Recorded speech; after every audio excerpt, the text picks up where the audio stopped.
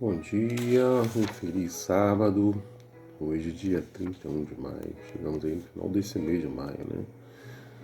Vamos aí meditar na palavra de Deus. Essa semana nós vamos estar estudando sobre para quem o fim tem chegado.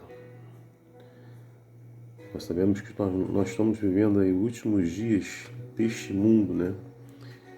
E eu espero que você tenha consciência disso, né? Por tudo que você tem visto, né? E que está acontecendo nesse mundo, né? O fim está chegando, né? Jesus está voltando, né? E como é que eu e você, né, estamos nos preparando para esse grande dia? Para que nós estamos focados aí na missão que Deus deixou para mim, para você e para cada um de nós, de levar a sua mensagem? Espero que sim. Bom, 1 Coríntios 10, verso 11 e 12, nos diz o seguinte, para mim, para você e para cada um de nós: estas coisas aconteceram com eles, para servir de exemplo, e foram escritas como advertência a nós, para quem o fim dos tempos tem chegado. Por isso, aqueles que pensam estar em pé, veja que não caia. Então a palavra de Deus nos diz que muitos exemplos que nós vemos aí na palavra de Deus, né, que aconteceram com os nossos antepassados, que são relatados na palavra de Deus, né, servem de exemplo para mim, para você, para cada um de nós, e também como advertência a nós, né? Porque o tempo do fim está chegando, não é isso? E aquele que pensa que está em pé, cuidado para que não seja derrubado, para que não caia, não é isso? Essa é uma advertência para mim, para você e para cada um de nós, né? Às vezes achamos que somos autossuficientes, né? Estamos acima de tudo, esquecemos de Deus, todo o mérito é dele, né? E acabamos caindo em virtude disso, né? Porque acharmos que somos autossuficientes, somos os melhores, né? Os maiores, não é isso? Isso nós devemos ter cuidado com isso. A advertência lá em 1 Pedro, capítulo 5, verso 8 e 9, fala exatamente isso. Não é isso? Estejais atentos e vigiai, né? Ficar atento, vigiar, porque quem está ao redor? O diabo, o inimigo de vocês, né, anda ao redor como um leão, rugindo e procurando a quem possa devorar. Mas a palavra de Deus continua: resistam, não é isso? Fiquem firmes, permaneçam firmes na fé, sabendo que os irmãos que vocês têm em todo o mundo também estão passando pelos mesmos sofrimentos, não é isso? Então a palavra certa aqui, irmão, para mim, para você, para cada um de nós, né? Para que a gente não caia, é a gente ficar alerta e vigiar, porque o diabo está tentando te derrubar. E se você colocar o seu eu acima de tudo, com certeza ele vai conseguir obter esse êxito aí, não é isso? E a palavra de Deus revelou para os profetas, e os profetas colocaram na palavra de Deus as coisas que lemos, né, as coisas que ouvimos da palavra de Deus, para nos alertar, para que a gente fique atento, para que a gente não venha a cair, não é isso?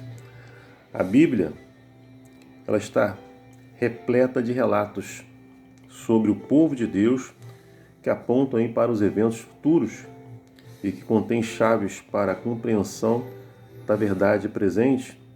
Alguns desses relatos prefiguram eventos dos últimos dias com detalhes surpreendentes, promovendo aí com uma base mais ampla para compreender as profecias de Daniel e Apocalipse. Algumas histórias importantes são bem evidentes como tipos de eventos finais. Ao olharmos a história de Sodoma e Gomorra, aquele povo estava o quê? Se corrompendo, fazendo tudo que era errado, né? Perante, né, a palavra de Deus. E aí a gente lembra da história, né? Jó e sua família estavam ali. Os anjos foram avisar eles para que eles pudessem sair daquela cidade, né, que estava condenada. Ia descer fogo do céu e ia consumir toda aquela cidade e todos os que estivessem ali.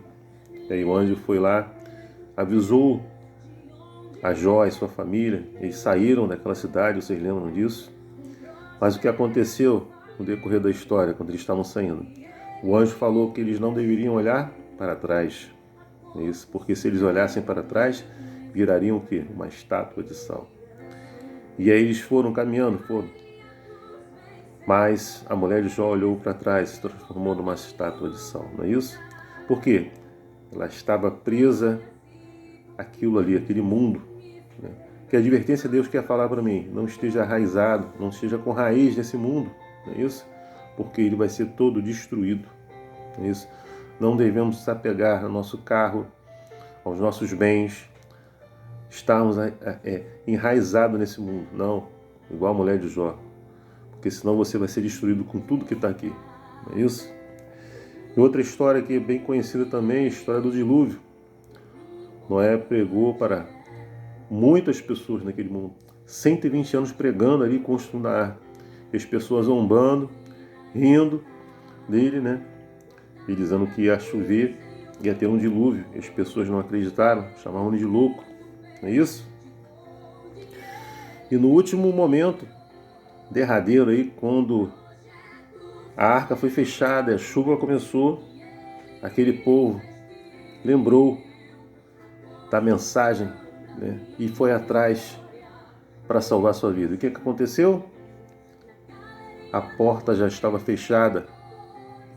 E o que isso remete para a gente?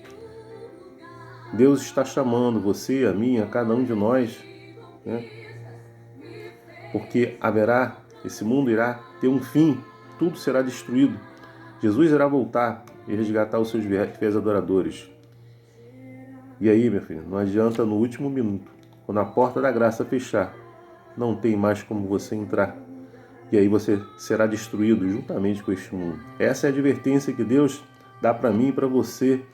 E muitas outras histórias nós vamos ver ao decorrer dessas últimas lições, para descobrir o que elas têm a dizer sobre os eventos e com a segunda vinda de Cristo, o juízo investigativo e a crise final. E muito mais. Em meio a tudo isso, Cristo é o grande centro, pois ele deve ser o fundamento e o objetivo final de todos os nossos empreendimentos proféticos. Então, meu irmão, desperta. Ó tu que dormes, levanta-te dentre os mortos de Cristo, e Cristo resplandecerá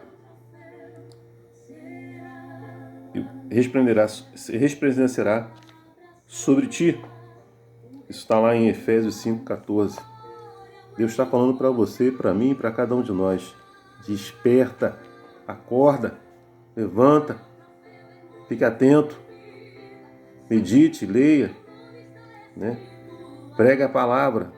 Jesus deixou contigo aí essa sua grande missão, minha e sua, para que outras pessoas venham conhecer a verdade e venham estar se preparando também para esse grande fim, o fim deste mundo e o encontro com Jesus nas nuvens dos céus.